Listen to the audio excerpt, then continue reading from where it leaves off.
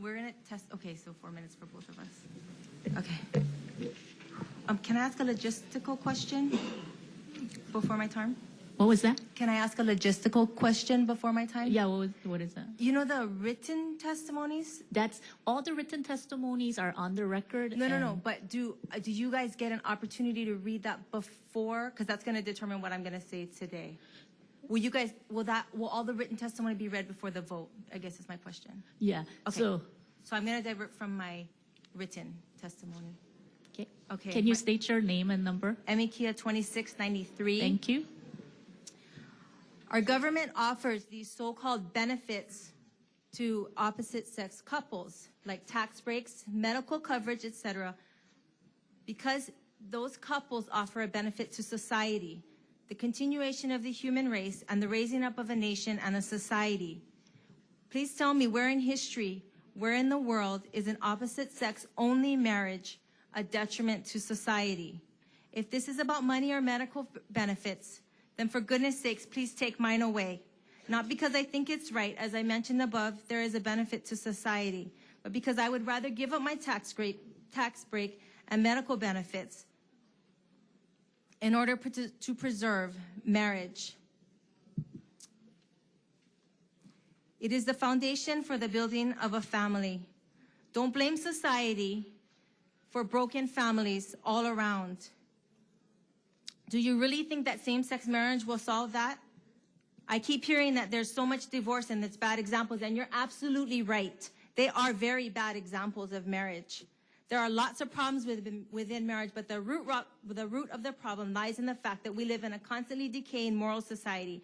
Marriage isn't the problem with society. Society is the problem with marriage. Society thinks nothing of dishonesty, cheating, deception. We see it constantly, and the only time the government calls us on dishonesty is if it's to the IRS. We live in a society of self-centered people. It feels good, therefore I want it. I have to teach my children. Just because your brother comes home with a treat from the teacher and you want it, doesn't mean that you can have it. Fair and equal are not the same thing.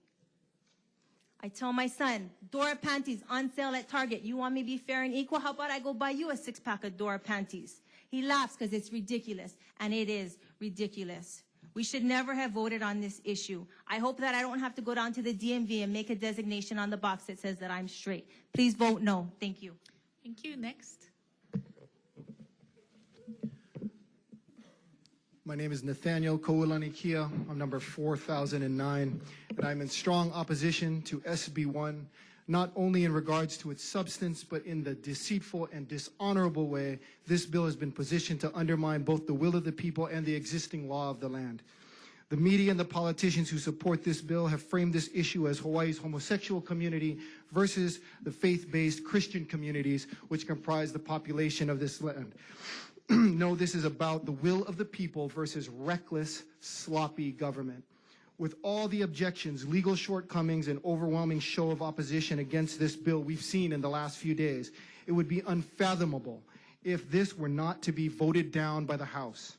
I have heard members up here, try to dismiss this as merely a matter of semantics, as if it's something to be simply resolved such.